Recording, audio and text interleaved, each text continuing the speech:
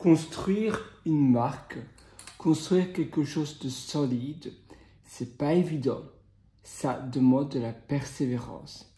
Ça demande de chercher. Finalement, une marque, on doit, en tant que fondateur, être 100% dévoué dans sa marque. 100% donner de sa personne dans la marque de sa société. Un peu comme ce qu'on ferait avec son enfant. Eh bien, la marque, c'est pareil. Elle doit avoir toute notre attention.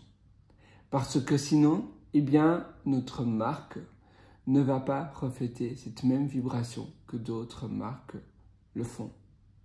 Et la marque, eh bien, pour le début, pour commencer ce mouvement que ta société, eh bien, doit avoir. Ta marque, elle doit être unique. Elle doit laisser paraître et plutôt laisser, eh bien, quelque chose de visible. Les gens, quand ils vont sur ton site, c'est un peu comme quand ils vont dans un magasin, dans un restaurant. Ils se disent, waouh, je me sens porté par la mission du service en question. Je me sens porté par les valeurs de cette société. Je sens qu'il y a quelque chose de solide, qu'il y a du monde sur le site, donc dans le service.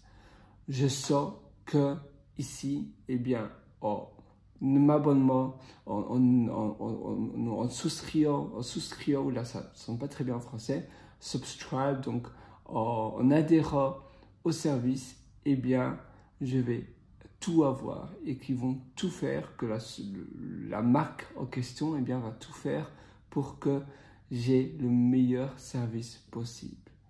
Et sortir cela, ça doit être quelque chose finalement d'extrêmement puissant. Et c'est pour cela que ta marque, elle doit être finalement, ça doit être quelque chose de contagieux, si tu vois ce que je veux dire. Quand ta marque, eh bien la marque, c'est partager la mission que tu as, le slogan, partout. Et tu dois vivre avec ta marque. Non-stop, penser à ta marque. Avoir des stickers partout. Quand tu prends un café à emporter, si tu es interviewé quelque part, tu mets un sticker sur ton gobelet du nom de la marque. Tu mets un sticker ici. Tu mets un sticker partout. Tu dois tout le temps te dire comment je peux améliorer la mission, le service que je propose. Et cette mission, justement, tu dois te sentir complètement vibré et porté par ta marque. Y penser du matin au soir, chercher des améliorations, chercher des choses à apporter à la marque pour pouvoir donner le meilleur service possible à tes utilisateurs. C'est ça que tu dois faire.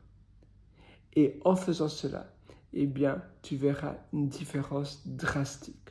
Tu verras une différence complète, changer dans la manière dont tu vas, eh bien, partager ton message. Le message, le slogan, tout ça, eh bien, ça doit être extrêmement fort. Parce que si ce n'est pas le cas, eh bien, tu auras quelque chose de fade, un peu comme une salade sans vinaigrette. Non. Toi, justement, tu veux avoir la meilleure vinaigrette possible. Tu veux proposer la meilleure solution possible. Et parfois, ça demande du temps. Parfois, il faut itérer. Tu essaies de faire des plans. Et ça ne va pas. Et avec Retainer.io, donc à nouveau, mon service SaaS, eh bien, j'ai énormément travaillé sur ça. Et c'est pas facile. Et tous les jours, je pense à comment est-ce que je peux proposer un meilleur service. Et toi, eh bien, tu dois faire pareil avec ton service. Donc voilà, tu vois, Retainer.io.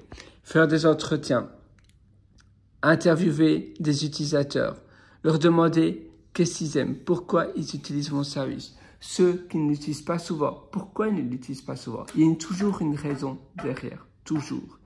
Même s'ils ne te le disent pas explicitement, il faut toute ta mission en tant que CEO, en tant que brand ambassadeur, donc finalement tu es l'ambassadeur de ta marque, c'est ça un CEO, c'est de deviner la raison. Parce que les gens ne le disent pas là directement, comme ça. Ou bien même parfois, ils ne savent pas le dire. Ils ne trouvent pas les mots. Mais il y a toujours une raison pour laquelle ils n'utilisent pas ton service. S'ils ne l'utilisent pas, eh bien, c'est que ton service n'est pas suffisamment fort. Que ta marque derrière n'est pas suffisamment forte. Tu vois, rien que le bruit quand tu allumes l'ordinateur Apple, eh bien, ce bruit, tu sais que c'est Apple. Ce bruit, tu sais qu'il est unique. Avant, il y avait la même chose avec les Windows, avec les ordinateurs Microsoft, moins de nos jours. Mais le bruit, mettons, des Windows 80, 98, tu te rappelles? Et là, comme Microsoft était encore très fort. Maintenant, ils essaient de redevenir à nouveau populaires comme ce qu'il était, comme ce que Microsoft était dans les années 90, 80, oui, 80, 90, 2000. Mais donc Apple a gagné la partie et puis maintenant, les cartes, eh bien, se balaient. Mais toi, tu dois faire pareil. Comment est-ce que je peux être le meilleur? Là, je vais essayer de partager voilà. Attends, je vais partager je vais te montrer mon service, comme ça, ce sera plus simple. Et quelque chose qui est contagieux, c'est pourquoi ta société, pourquoi elle est si contagieuse? Eh bien, parce que ton message est tellement fort. Ton message, ta mission, ce que tu laisses paraître est tellement fort. D'une force telle que les utilisateurs, ils savent directement. Quand ils entendent soit la musique de ton slogan, soit quand ils entendent la manière, ton logo, la manière dont tu travailles, ils savent directement, oui, cette manière de travailler, c'est par exemple Retainer.io, parce qu'ils ont une manière type de travailler.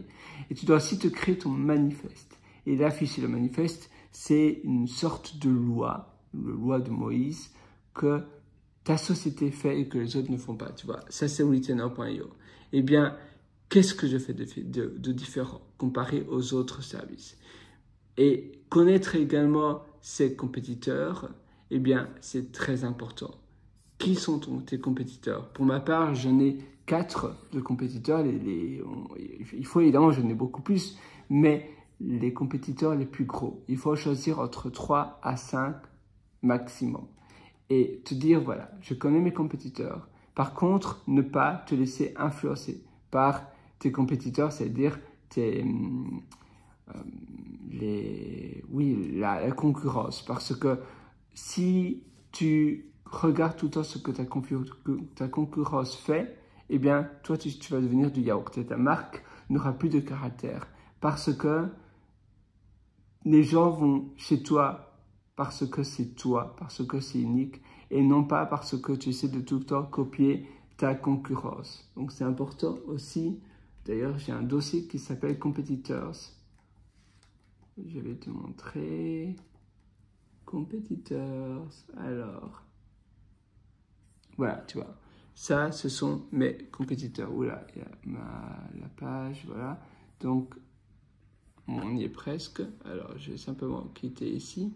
Google aussi, maintenant, a une marque quand même assez forte. Mais pas aussi forte que d'autres, comme Apple ou d'autres semblables, tu vois. Donc, ça, on va dire, mes 4 concurrents les plus forts, c'est les 4 premiers. Alors, et puis aussi clientmanager.io. Je vais te les montrer. On va commencer par le dernier, tu vois, Client Manager. Ça, c'est mon concurrent, mon concurrent dans le top 5, donc c'est le moins important. Puis top 4, un peu plus important, je trouve, parce que ça ressemble, ce site-là, cette société-là, partage davantage les valeurs fortes que moi, je veux partager. Donc, c'est pour ça que c'est un concurrent plus fort. Le concurrent ne doit pas nécessairement ne doit pas nécessairement avoir la mission la plus proche de la tienne. C'est moins sur le service, mais beaucoup plus sur, quand tu vas sur le site, tu dis oui, voilà, on va dire, la manière dont je ressens quelque chose, le sentiment que je ressens quand je vais sur le site web, eh bien, c'est semblable au mien. Donc, c'est beaucoup plus finalement sur la marque à nouveau, le logo, la marque, que le service identique. Il y a ça peut être un clone de ce que mon service propose, mais parce que c'est un clone, eh bien, ça va pas être un concurrent parce que la personne copie simplement sans savoir pourquoi elle copie. Ça aussi, c'est un concurrent. Et puis, le dernier, alors, on y est presque. Donc, tu vois, il y en a deux autres. Donc, celui-ci, et puis le dernier. Alors, on y est. Productive, Agency. Donc, tu avais Agency Handy. Tu avais Productivio. Et puis après, tu as celui-ci. ManyRequest. Ça, c'est mon concurrent numéro 1. Je trouve qu'ils sont les plus forts dans l'image de marque, que les gens, les utilisateurs sont 100% accros à ce service. Eh bien, moi, je veux que mes clients, eh bien, aient la même sensation. Ils soient 100% accros d'un point tel qu'ils vont partager, défendre ma marque partout sur les réseaux sociaux.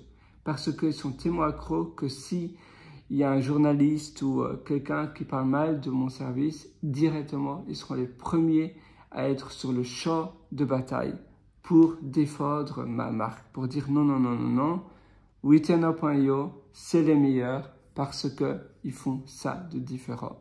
Je les connais et je sais qu'ils font extrêmement bien le service.